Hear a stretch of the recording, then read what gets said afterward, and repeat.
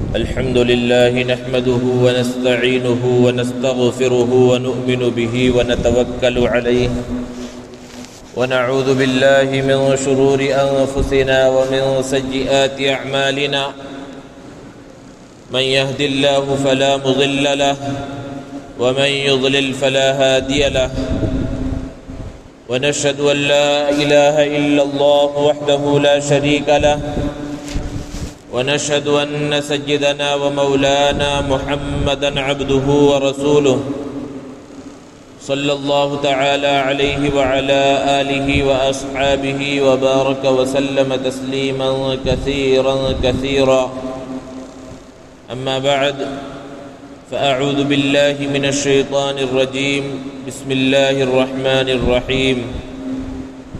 أينما تكونوا يدرككم الموت ولو كنتم في بروج مشيدة وقال الله تعالى بل تؤثرون الحياة الدنيا والآخرة خير وأبقى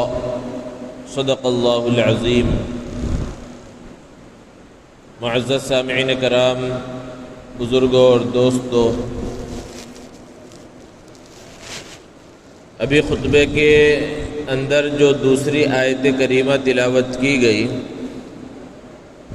یہ مختصر سی آیت ہے لیکن معانی کا سمندر ہے۔ اس آیت میں اللہ رب العزت ارشاد فرما رہے ہیں لوگوں کو خطاب کر کے کہ ہر چیز کے اندر تم دنیا کو ترجیح دیتے ہو، بل تؤثرون الحیات الدنیا، تمہارے پیش نظر ہر چیز میں دنیا ہے۔ تم کوئی کام کرتے ہو تو دیکھتے ہو اس سے دنیا کا کتنا نفع ہے، کتنا فائدہ ہے، یعنی دنیا پیش نظر ہے، دنیا کا فائدہ ہی پیش نظر ہے، تمہاری زندگی اسی انداز میں گزر رہی ہے۔ حالانکہ دنیا کا حال کیا ہے کہ انسان چاہے جتنی کوشش کر لے اس کی ساری خواہشات پوری نہیں ہو سکتی۔ کسی بھی انسان سے جو آپ کو بالکل سکون میں، بالکل اطمینان میں نظر آ رہا ہو، اس سے اگر معلوم کریں کہ تمہاری جو خواہشیں تھیں دنیا کے اندر، کیا وہ ساری خواہشیں پوری ہو گئیں؟ وہ کہے گا کچھ نہ کچھ خواہشیں باقی ہیں۔ اللہ کے رسول صلی اللہ علیہ وسلم نے اسی لیے بیان فرمایا کہ اگر سونے کی ایک وادی ایک انسان کو مل جائے تو وہ دوسرے کی تمنا کرے گا، دوسری مل جائے تو تیسرے کی تمنا کرے گا، اس کا پیٹ نہیں بھرتا ہے۔ یہ انسان کا حال ہے۔ اور دنیا کی خوشی کا حال کیا ہے کہ یہ خوشی ہمیشہ باقی رہنے والی نہیں ہے، یہ ختم ہو جاتی ہے۔ جیسے کہ عمدہ سے عمدہ لذیذ کھانا انسان کے سامنے دسترخوان پر رکھا ہوا ہو، ایسے وقت اس کھانے سے اسے فائدہ اٹھانا چاہیے، اس کی لذت کو حاصل کرنا چاہیے، لیکن کبھی کبھی کیا ہوتا ہے کہ کچھ دوسرے غم سوار ہیں، وہ تجارت کا غم ہو، گھر کا غم ہو، کوئی دوسرا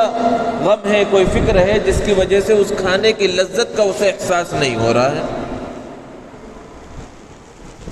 اور بسا اوقات انسان نے کھانا کھا لیا ہے، مثال کے طور پر، مثالوں سے بات سمجھ میں آتی ہے، خوب پیٹ بھرا ہوا ہے، اب اس کے سامنے لذیذ قسم کے کھانے لائے جا رہے ہیں تو اگرچہ کھانے کا دل ہوگا لیکن وہ اس خوشی سے، اس لذت سے فائدہ نہیں اٹھا سکتا۔ تو انسان کی دنیا کی جو خوشی ہے وہ دائمی بھی نہیں ہے، پوری طرح سے اس خوشی کو حاصل بھی نہیں کر پاتا، جبکہ اللہ رب العزت نے آگے بیان فرمایا وَالْآخِرَةُ خَيْرٌ وَأَبْقَى، آخرت میں اگر جنت میں پہنچ گیا تو وہاں یہ حال نہیں ہوگا کہ خوب صبح سے کھا رہا تھا، اب پھر کچھ کھانے کی خواہش ہوئی، نہیں بھائی اب پیٹ بھر گیا اب تو نہیں کھا سکتا، وہاں یہ نہیں ہے۔ وہاں تو وَلَكُمْ فِيهَا مَا تَشْتَهِي أَنفُسُكُمْ، جو تمہارا دل چاہے گا، جتنا چاہے گا، وہاں پر ایسا ہو ہی نہیں سکتا کہ پسندیدہ چیز سامنے رکھی ہوئی ہو اور کسی غم کی وجہ سے یا کسی فکر کی وجہ سے یا پیٹ بھرے ہونے کی وجہ سے انسان کا دل اس کھانے کو نہ کرے، ایسا ہو ہی نہیں سکتا۔ تو والآخرۃ خیر، اللہ تعالیٰ فرما رہے ہیں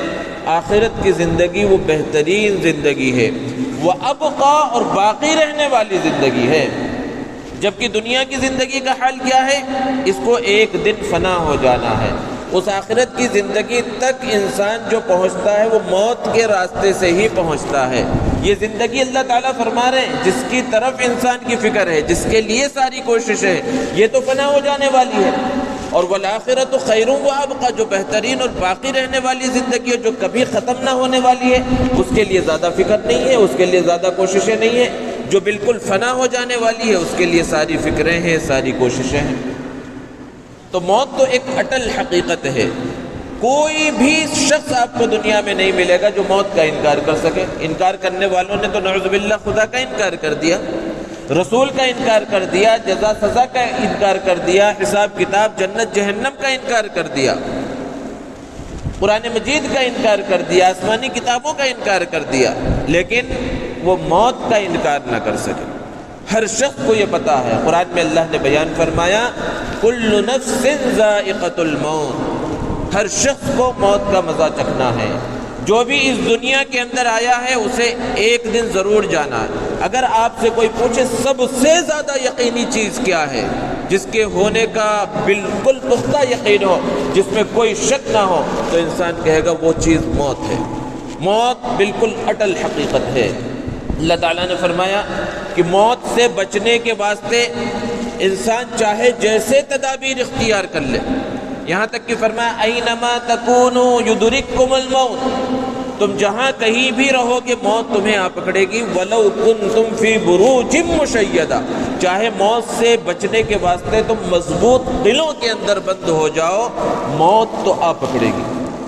اور موت کے بارے میں ایک اور عقیدہ ذہن میں رکھنا چاہیے کہ موت کب آئے گی،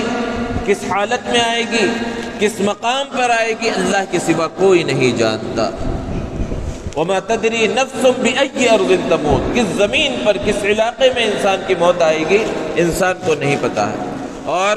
بسا اوقات ایسا ہوتا ہے کہ انسان خود ایسے اسباب اختیار کرتا ہے کہ موت کی راہ پر چل پڑتا ہے، کبھی اس جگہ پر نہیں گیا، لیکن جب موت تھی تو اس نے وہ ذریعہ، وہ سبب اختیار کیا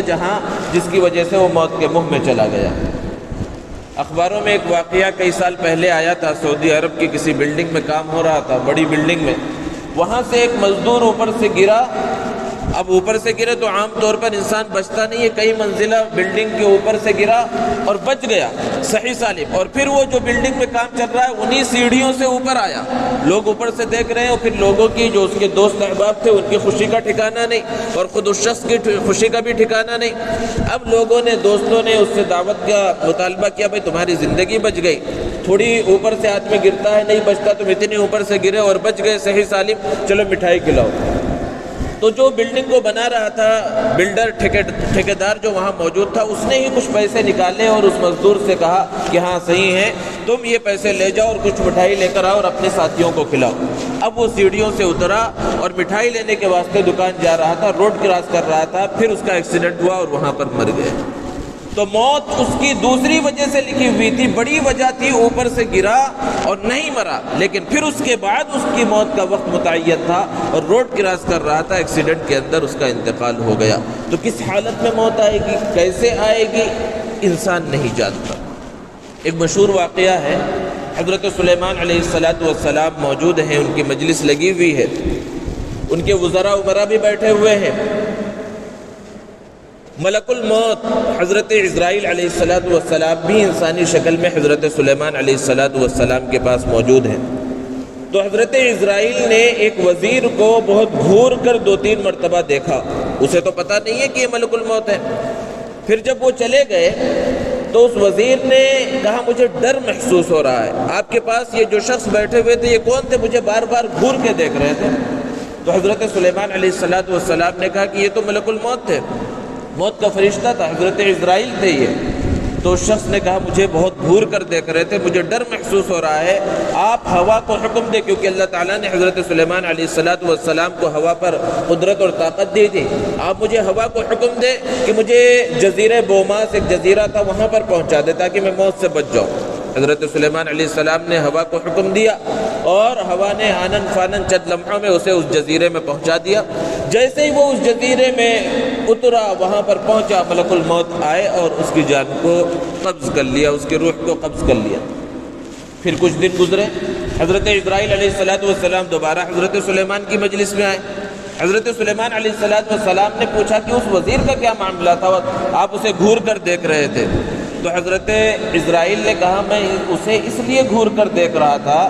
کہ موت کی لسٹ میرے پاس موجود ہے، اللہ تعالیٰ نے مجھے بتلایا ہے کہ اس کی روح کب اور کہاں قبض کرنا ہے۔ اس کی روح چند منٹوں کے بعد فلاں جزیرے میں نکالی جانی تھی، اور میں تعجب سے دیکھ رہا تھا ابھی یہاں بیٹھ کر کیا کر رہا ہے، یہاں سے وہاں تک کیسے پہنچے گا؟ تو خود اس نے وہ سبب اختیار کیا جس کی وجہ سے اس مقام پر پہنچا جہاں اسے موت آنی ہے، اور حضرت اسرائیل علیہ السلام وہاں پر پہنچے اور اس کی موت آ گئی۔ اور دنیا کے اندر دنیا کا نظام اسی طرح چل رہا ہے کہ اگر موت نہ ہو تو دنیا کے اندر رہنا محال ہو جائے۔ شروع سے لے کر کتنی بڑی تعداد میں لوگ آئیں، اگر موت نہ ہو تو پھر کتنی بڑی آبادی ہو جائے۔ ایک رپورٹ بتاتی ہے جس سے پتہ چلتا ہے کہ ہر دن 24 گھنٹے میں پوری دنیا میں 10 سے 15 لاکھ آدمی مر جاتے ہیں، اور پھر اس سے زیادہ تعداد میں بچے پیدا ہوتے ہیں، دنیا کے اندر آتے ہیں۔ اب ذرا بتلائیے، ہر دن ایک رجسٹر تیار ہو رہا ہے 10 سے 15 لاکھ کا، اور ایک ہی فرشتہ ہے جو ان 10-15 لاکھ لوگوں کی روح کو قبض کر رہا ہے، وہ اللہ تعالیٰ وہ حکم دے رہے ہیں۔ اب نہ معلوم کس دن کے رجسٹر میں ہمارا نام لکھا ہوا ہو۔ لوگ موت سے بچنے کے واسطے طرح طرح کے حیلے اور بہانے تراشتے ہیں اور تیاریاں کرتے ہیں، اور سائنسداں اور ڈاکٹر جو ہر چیز کے علاج کو ڈھونڈ رہے ہیں، اور پتہ نہیں کیا کیا چیزوں کو ایجاد کر لیا ہے، لیکن موت کا علاج نہ ڈھونڈ سکے۔ موت کے بارے میں لوگوں کی طرح طرح کی رائے ہے کہ بھئی موت کیوں آتی ہے، الگ الگ رائے دی جاتی ہے، لیکن ایک مسلمان کا عقیدہ کیا ہے کہ جب اللہ کا حکم ہوتا ہے تو موت آ جاتی ہے۔ بعض ڈاکٹروں نے لکھا کہ انسان کا جو جسم ہے وہ ناکارہ ہو جاتا ہے، تو جب انسان کا جسم ناکارہ ہو جاتا ہے تو موت آ جاتی ہے۔ اگر عقل کے اعتبار سے سوچا جائے تو یہ بات تھوڑی ذہن میں آتی ہے کہ جیسے انسان مشینیں استعمال کرتا ہے، گاڑیاں چلاتا ہے، ایک وقت ہونے کے بعد اس کے پرزے خراب ہونا شروع ہوتے ہیں، پھر اس کے بعد وہ گاڑی خراب ہو جاتی ہے۔ تو انسان بھی بچپن سے لے کر اور جوانی تک اور بڑھاپے تک مستقل کام کر رہا ہے، اس ہاتھ کے ذریعے، پیروں کے ذریعے، پورا بدن اس کا استعمال ہو رہا ہے۔ تو جیسے پرزے خراب ہو جاتے ہیں، مشینوں کے پارٹس خراب ہو جاتے ہیں، اس کے اندر زنگ لگ جاتا ہے، ٹوٹ پھوٹ کا شکار ہو جاتے ہیں، ایسے ہی اگر ہم عقل کو استعمال کریں تو ہاں انسانی جسم کے اندر بھی ہو سکتا ہے یہ ساری چیزیں ہو، جس کی وجہ سے ایک وقت آیا کہ جسم ناکارہ ہو گیا، اور پھر اس کے بعد آخری جو فیصلہ ہے اور آخری جو چیز ہے وہ موت ہے۔ لیکن اگر اس چیز کو مان لیا جائے تو پھر کوئی بچہ نہ مرے، کوئی جوان مرے ہی نہ۔ تو اس لیے کہا جاتا ہے کہ انسانی جسم کو کبھی بھی مشین اور پرزوں سے مشابہت نہیں دی جا سکتی، بلکہ اگر انسانی جسم کو کسی چیز سے مشابہت دی جا سکتی ہے تو وہ دریا ہے، کہ دریا کئی 100 سال پہلے بھی ویسے ہی چل رہا تھا اور آج بھی ویسے ہی بہتا ہے۔ یہ نہیں کہتے کہ یہ دریا بہت پرانا ہو گیا، اس دریا کا بہاؤ بہت پرانا ہو گیا، وہ اسی انداز میں رواں دواں ہوتا ہے۔ انسان کے جسم کو بھی اسی دریا کی طرح اللہ نے بنایا ہے کہ اگرچہ پرانا ہو رہا ہے لیکن روزانہ نیا خون تیار ہو رہا ہے، ہڈیوں کو چلانے کے واسطے اس کے اندر جو لعاب ہے وہ تیار ہوتا رہتا ہے، اور انسان کی زندگی چلتی رہتی ہے۔ موت تو وہ اٹل حقیقت ہے جو اللہ کا فیصلہ ہے، وہ بچے پر بھی آ جاتی ہے، وہ جوان پر بھی آ جاتی ہے، وہ بوڑھے پر بھی آ جاتی ہے۔ تو جب موت آنی ہی آنی ہے، اور اس موت کے بعد کی جو زندگی ہے وہ آخرت کی زندگی ہے، جس کے اندر یا تو جنت ہے یا پھر جہنم ہے، اور اس کے واسطے جو واسطہ ہے، بیچ میں جو چیز ہے وہ قبر ہے، اور قبر آخرت کی منزلوں میں سے سب سے پہلی منزل ہے۔ اب پھر اس کے واسطے کیا تیاری ہے، اس پر غور و فکر کی ضرورت ہے۔ ہارون رشید بہت بڑے بادشاہ گزرے ہیں، ان کے پاس ایک مجذوب صفت آدمی آیا کرتے تھے جن کا نام تھا بہلول۔ بہت اللہ والے تھے لیکن لوگ ان کا مذاق اڑاتے تھے کیونکہ سیدھے سادے انداز میں رہتے تھے۔ تو ہارون رشید کے پاس ایک مرتبہ بہلول آئے، تو ہارون رشید کے ہاتھ میں ایک چھڑی تھی، مذاق کے طور پر کہا کہ بہلول یہ چھڑی تم لو، اور اگر تم سے بڑا کوئی بے وقوف اگر ملے تو اسے یہ چھڑی دے دینا۔ مذاق میں انہوں نے یہ بات کہی، لیکن بہلول نے سنجیدگی کے ساتھ اس چھڑی کو لے لیا اور چلے گئے۔ پھر کچھ زمانے کے بعد بہلول کو پتا چلا کہ ہارون رشید کی طبیعت زیادہ خراب ہے، عیادت کے واسطے ہے، ہاتھ میں وہی چھڑی ہے۔ ہارون رشید سے پوچھا کیا حال ہے، تو ہارون رشید نے جواب دیا بھائی سفر درپیش ہے، سفر آخرت درپیش ہے۔ تو بہلول نے پوچھا واپسی کب ہے، تو اب ہارون رشید نے کہا پھر تم نے وہی بے وقوفوں والی بات کر دی، یہ آخرت کا سفر ہے، اس سفر پہ جانے کے بعد کوئی واپس نہیں آتا۔ تو تو بہلول نے کہا کہ پھر اچھا آپ نے ساز و سامان بھیج دیا ہوگا، اپنے کارندے، اپنے وزراء، امراء اور آپ کا ٹینٹ وغیرہ سب آگے بھیج دیا ہوگا، کیونکہ آپ ایسے سفر پر جا رہے ہیں جہاں سے واپس نہیں آنا ہے۔ تو ہارون رشید نے کہا کہ تم تو بالکل بے وقوفی والے باتیں کر رہے ہو، یہ ایسا سفر ہے جس میں نہ مال جاتا ہے نہ اسباب جاتے ہیں، اس میں آدمی کو اکیلے جانا ہے، نہ وزراء جائیں گے نہ امراء جائیں گے، نہ اس ٹینٹ کی ضرورت ہے نہ کھانے پینے کی ضرورت ہے یہاں پر۔ تو ہارون رشید نے وہ چھڑی ان کے حوالے کر دی اور کہا کہ آپ نے کہا تھا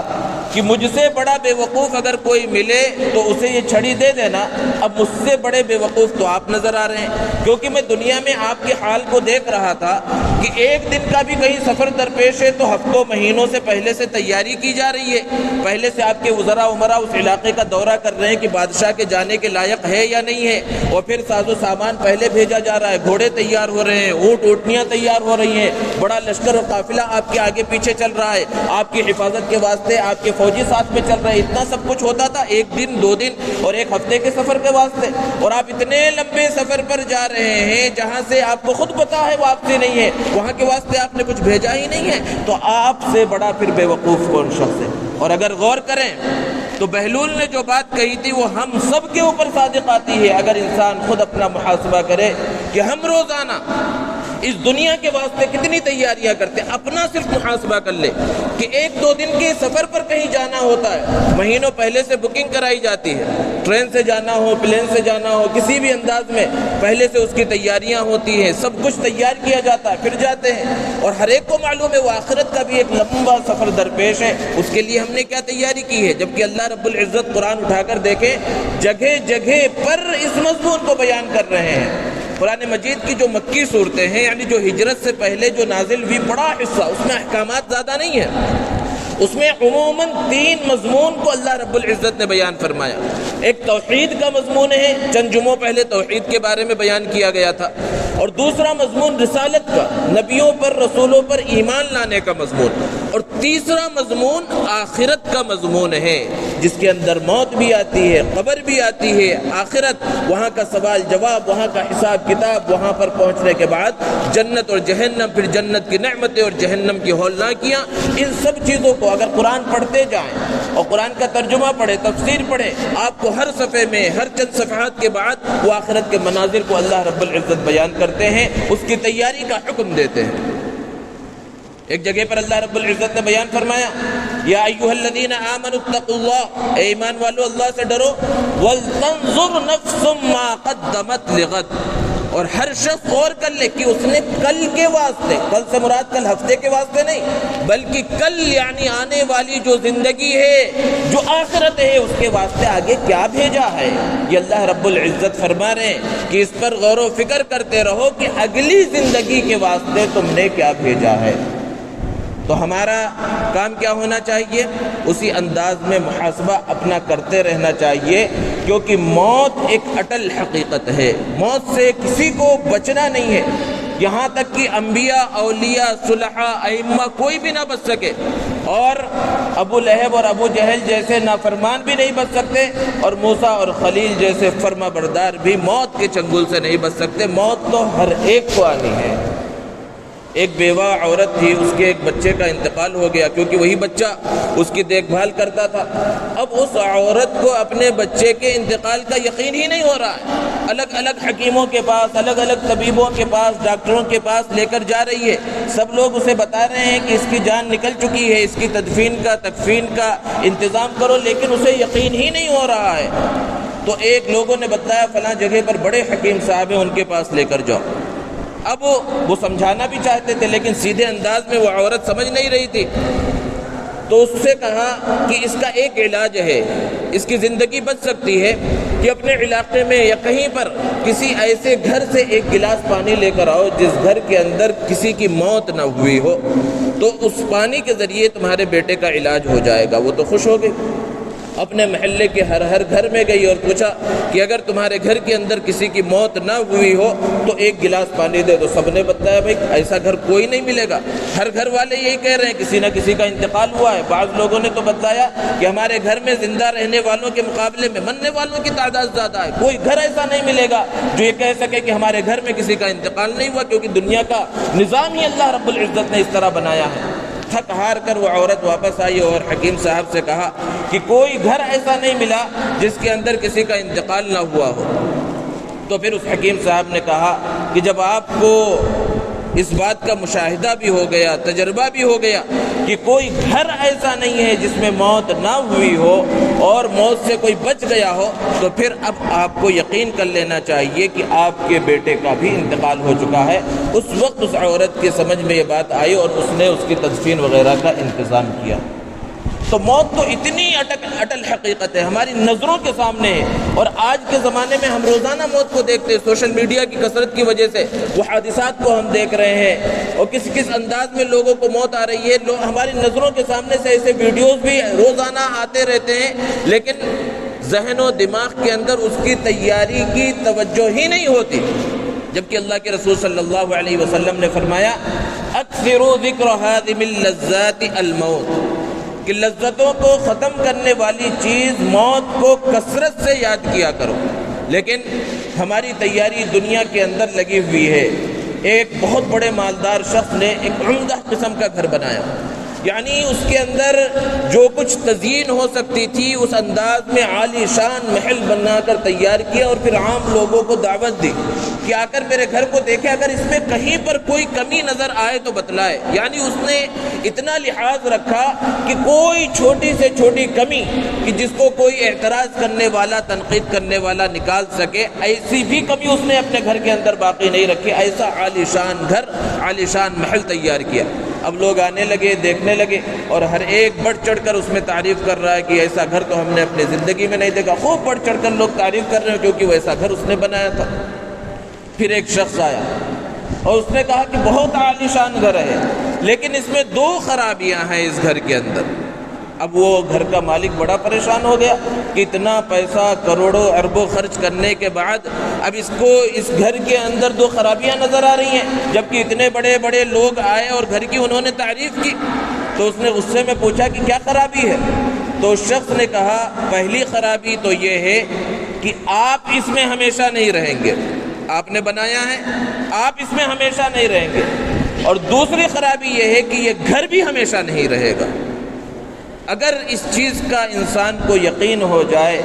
دنیا کمانے سے، دنیا بنانے سے اس سے منع نہیں ہے، لیکن وہ دل کے اندر نہ بیٹھے، وہ کب ہوگا؟ جب آگے والی زندگی، جو بڑی زندگی ہے جس کے لیے تیاری کرنا ہے، جس کے لیے ساز و سامان تیار کرنا ہے اور جس کے لیے سب کچھ بھیجنا ہے، اس کا جب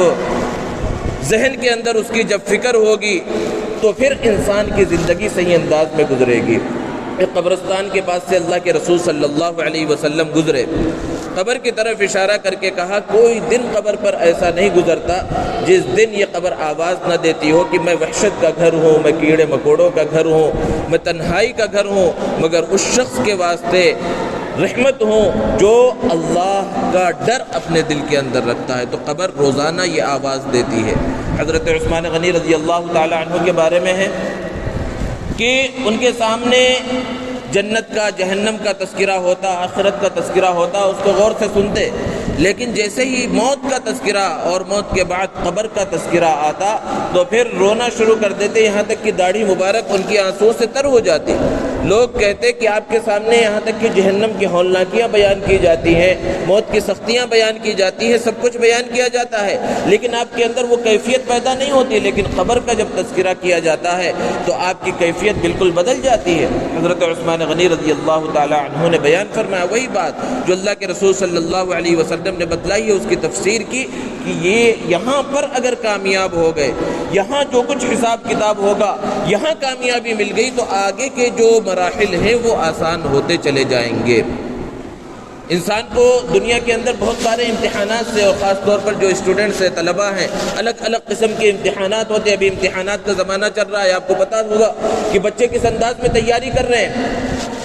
تو امتحان میں کیا آنے والا ہے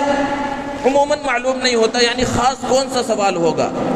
قبر کے اندر ایک بڑا امتحان ہے، کتنے سوال ہونے والے ہیں اللہ رب العزت نے وہ بھی بتلا دیا، پرچہ کیا آنے والا ہے اللہ رب العزت نے اس کو بھی بتا دیا ہے۔ اب اگر دنیا کے کسی امتحان میں پہلے سے اگر تھوڑا سا بھی اشارہ مل جائے بچے کو کہ ارے بھائی یہ سوال آنے والا ہے، فلاں صفحے سے آ سکتا ہے، اس کے آس پاس 4-5 صفحے رٹ لیتا ہے کہ بھائی جب آ رہا ہے تو اس کو اچھے سے تیاری کر کے جاؤ۔ اور وہ بڑا امتحان جو ہمیشہ کی زندگی کے واسطے، جو زندگی شروعات ہوگی جس زندگی کی، اس زندگی کے اندر جو پہلا امتحان ہوگا اور 3 پرچے اس کے اندر جو آئیں گے اور جو سوالات ہوں گے اللہ رب العزت نے بتلا دیا ہے، لیکن پھر بھی ان پرچوں کی تیاری کی، ان سوالات کی تیاری کی ہمارے اندر فکر پیدا نہیں ہوتی۔ وجہ کیا ہے؟ وجہ یہی ہے کہ اس زندگی کا یقین ہمارے دلوں کے اندر جس طرح ہونا چاہیے وہ یقین نہیں ہے۔ معلوم تو ہے، دماغ کے اندر ہے، زبان سے بولتے بھی ہے کہ بھئی ایک دن مر جانا ہے، ایک دن آگے چلے جانا ہے، لیکن عمل وہ کر کر ہم نہیں دکھلاتے جس سے اس بات کا پتہ چلے کہ ہم اگلی زندگی کی تیاری کر رہے ہیں۔ امام غزالی رحمۃ اللہ علیہ نے احادیث کے حوالے سے اور احادیث کی تشریح کرتے ہوئے بڑی اچھی بات آخرت کی تیاری کے اوپر کی ہے کہ اگر انسان اس کو غور و فکر سے سمجھ لے اور اس پر عمل کی نیت کر لے تو انشاءاللہ وہ آخرت کی زندگی کی تیاری کرنے والا بن جائے گا۔ انہوں نے بتایا بس 4 کام روزانہ انسان کو کرنا ہے۔ جب صبح بیدار ہو تو اس وقت سب سے پہلے ایک معاہدہ اپنے آپ سے کرے، اسے مشارطہ کہا جاتا ہے، یعنی شرط لگائے اپنے نفس سے کہ آج کا جو دن ہے یہ دن اللہ کے کسی حکم کی نافرمانی نہیں کروں گا، 5 وقت نماز جماعت کے ساتھ پابندی کے ساتھ پڑھوں گا، اگر میں تاجر ہوں تو تجارت صحیح انداز میں کروں گا، اگر میں ملازم ہوں ملازمت صحیح انداز میں کروں گا، لوگوں سے میرا آمنا سامنا ہوگا اس اخلاق اور کردار کے ساتھ ملوں گا جو اخلاق و کردار نبی کریم صلی اللہ علیہ وسلم نے امت کو سکھلائے ہیں۔ صبح کے وقت یہ عہد کر لے، یہ شرط لگا لے کہ آج کا دن میں اس انداز میں گزاروں گا، اور پھر صبح میں یہ بھی شرط لگا لے کہ اگر کچھ کمی کوتاہی رہ گئی تو پھر اپنے آپ کو اپنے نفس کو سزا بھی دوں گا۔ تو پہلا کام تو ہو گیا صبح میں عہد کرنا جسے مشارطہ کہا جاتا ہے۔ اب پھر جب باہر کی زندگی میں نکلا تو پہلے تو نمازوں کی پابندی کریں، اور پھر اس کے بعد جو کام کرنا ہے سب سے پہلے جس شخص سے ملاقات ہوئی تو اس کو غور کرے کہ میں اس انداز میں اس شخص سے مل رہا ہوں جو انداز نبی کریم صلی اللہ علیہ وسلم نے امت کو سکھلایا ہے۔ کسی سے کوئی معاملہ کرنا ہے فوراً ذہن کے اندر وہ بات لائے، کیا اس انداز میں معاملہ کر رہا ہوں جس انداز میں شریعت نے حکم دیا ہے؟ تجارت کرے ملازمت کرے ذہن کے اندر اس بات کو لائے، یہ ہے مراقبہ۔ دوسرا کام غور و فکر کرنا، سوچنا ہر کام کے اندر کہ یہ کام شریعت کے مطابق ہے یا نہیں۔ کہیں پر میں پیسہ تجارت کے واسطے لگا رہا ہوں تو شریعت اس سلسلے میں کیا کہتی ہے، جائز ہے ناجائز ہے، اس کے بارے میں معلوم کیا یا نہیں؟ بس دنیا جدھر چل رہی ہے پیسہ نظر آ رہا ہے، جائز ناجائز کا کچھ خیال نہیں، بس کسی طرح پیسہ آتا رہے تو نہ اس پیسے میں برکت نہ چیز ہو جائز۔ تو دوسرا کام ہے یہ مراقبہ۔ اور پھر جب شام ہو جائے تو پھر اپنا کام ہے محاسبہ۔ تیسرا کام ہے محاسبہ کہ اب صبح سے لے کر شام تک میں نے جو کچھ کام کیا ہے اب دیکھے، اپنے آپ پر غور کرے کہ میں نے 5 نمازیں پڑھی یا نہیں پڑھی، سب سے بنیادی چیز کیونکہ اہم عبادت یہی ہے۔ اس کے بعد دوسری عبادتیں جو فرض اور واجب ہیں اس کو مکمل کیا یا نہیں کیا۔ تجارت اگر میں نے کی ہے، کچھ سامان بیچا، صحیح سامان صحیح انداز میں بیچا یا نہیں بیچا۔ ملازم تھا، صحیح انداز میں میں نے ملازمت کی یا نہیں کی۔ لوگوں سے کچھ معاملات تھے، لین دین تھے، تو میں نے اس کو صحیح انداز میں کیا یا نہیں کیا۔ اگر سب کچھ صحیح انداز میں کیا ہے اللہ کا شکر ادا کرے، کیونکہ اللہ نے فرمایا لئن شکرتم لازیدنکم، اگر شکر ادا کرو گے تو مزید دوں گا۔ اور اگر کمی کوتاہی رہ گئی ہے تو اپنے آپ کو، اگر نمازیں چھوٹی تب تو بڑا گناہ ہے، پہلے نمازوں کی قضا کرے۔ دوسری کوئی غلطیاں ہوئی ہیں تو اپنے آپ کو، اب یہ چوتھا کام ہے معاقبہ، سزا دینا۔ اپنے آپ کو سزا کیا ہے؟ ہر غلطی پر 4 رکعت نفل یا 2 رکعت نفل یا 50 روپے یا 100 روپے صدقہ، اس کی نیت کرے۔ جب یہ 4 کام، صبح اٹھ کر معاہدہ، دن میں مراقبہ، ہر کام میں غور و فکر، پھر شام میں اپنا حساب و کتاب، اور حساب و کتاب کے بعد اپنے آپ کو کے ذریعے اللہ کا یا تو شکر ادا کرنا، اور اگر کمی کوتاہی رہ گئی تو عبادت کے ذریعے یا صدقہ خیرات کے ذریعے اپنے آپ کو سزا دینا، اس کی جب عادت بن جائے گی، پوری 24 گھنٹے کی زندگی شریعت کے مطابق ہو جائے گی، اور انسان آخرت کی تیاری کرنے والا بن جائے گا۔ اللہ رب العزت سے دعا ہے اللہ تبارک و تعالی ہم سب کو موت سے پہلے موت کی صحیح تیاری کرنے کی اور آخرت کی تیاری کرنے کی توفیق عطا فرمائے۔ وآخر دعوانا الحمد للہ رب العالمین۔